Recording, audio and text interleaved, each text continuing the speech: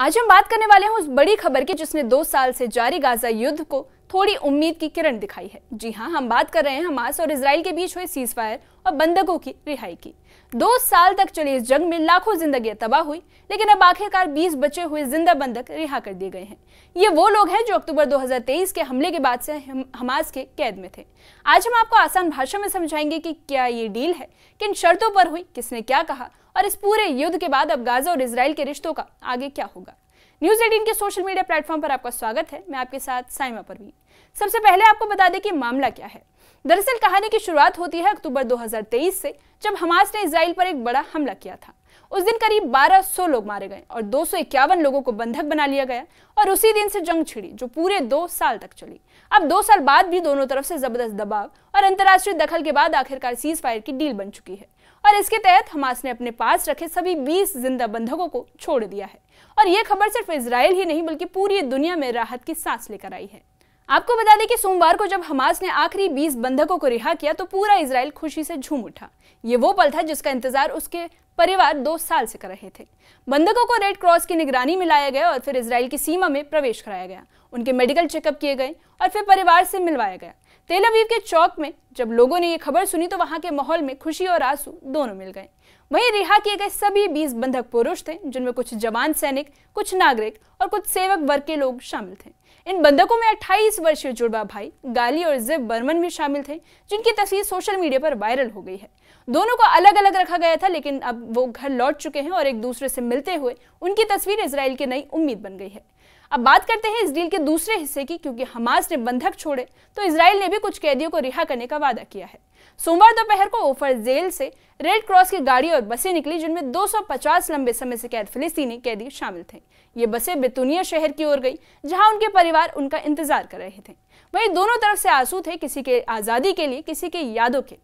Gaza की हालत आज भी बेहद खराब है और 2 साल की इस जंग ने वहां की जिंदगी तबाह कर दी है। आपको बता दें कि 90% आबादी बेघर हो चुकी है। खाने और पानी की भारी कमी है और कई इलाकों में तो भूखमरी जैसी स्थिति बनी हुई है। और इस सीज फायर के बाद उम्मीद जगी है कि मानवीय सहायता यानी ह्यूमन एड गाजा में वापस आ सकेगी, ताकि लोग फिर से जिंदगी शुरू कर सकें। अब आते हैं उस शख्स पर जिसने इस डील में अहम रोल निभाया है, और वो है अमेरिकी राष्ट्रपति डोनाल्ड ट्रंप। उन्होंने कहा कि द वॉर इज ओवर, यानी युद्ध खत्म हो गया है। ट्रंप अब इजराइल और मिस्र का दौरा कर रहे हैं, जहां वो पोस्ट वॉर प्लान पर बातचीत करेंगे, यानी युद्ध के बाद गाजा का भविष्य क्या होगा, कौन चलाएगा और शांति कैसे बरकरार रखी जाएगी। वहीं इजराइल के अंदर भी ये मसला बड़ा राजनीतिक बन गया है। प्रधानमंत्री बेंजामिन नेतन्याहू पर आरोप था कि वो जानबूझकर बंधकों की रिहाई में देरी कर रहे हैं।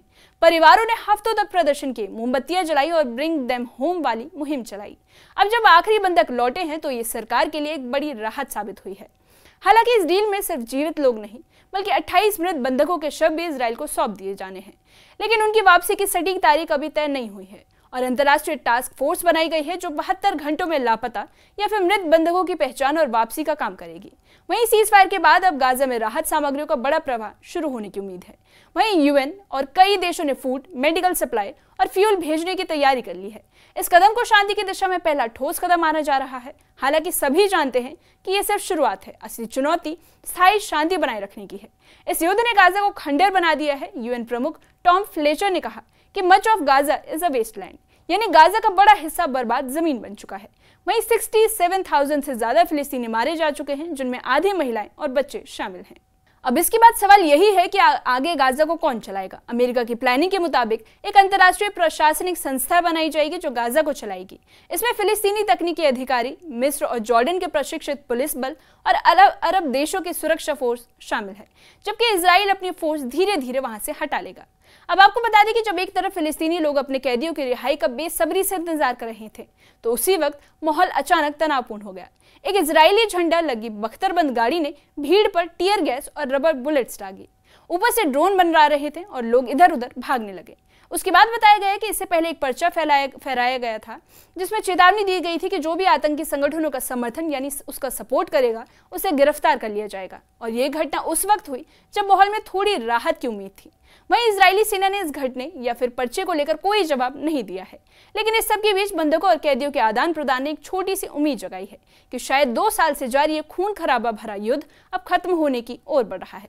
वहीं इस प्लान में फिलिस्तीनी अथॉरिटी को भी एक अहम रोल दिया गया है और वो है हालांकि नेतन्याहू पहले इसके खिलाफ थे, लेकिन अब कहा जा रहा है कि अगर अथॉरिटी में सुधार होता है तो उसे गाजा की गवर्नेंस में शामिल किया जाएगा, यानी धीरे धीरे गाजा फिर से स्वशासन की दिशा में बढ़ सकता है।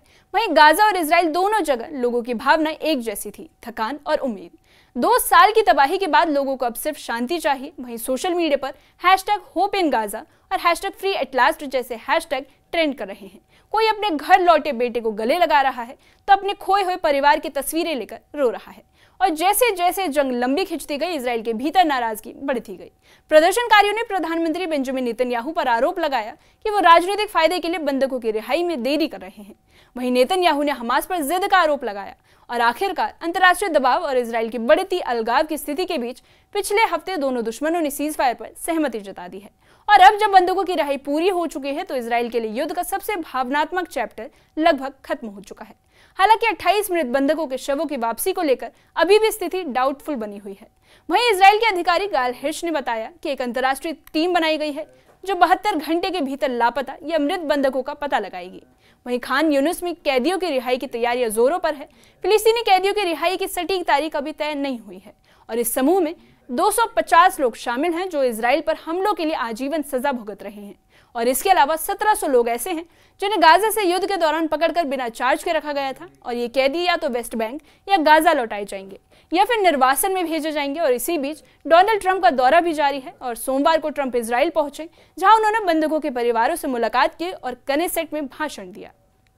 आपको बता दें कि उपराष्ट्रपति JD वैंस के मुताबिक ट्रंप नई रिहा हुई बंधकों से भी मिलने वाले हैं।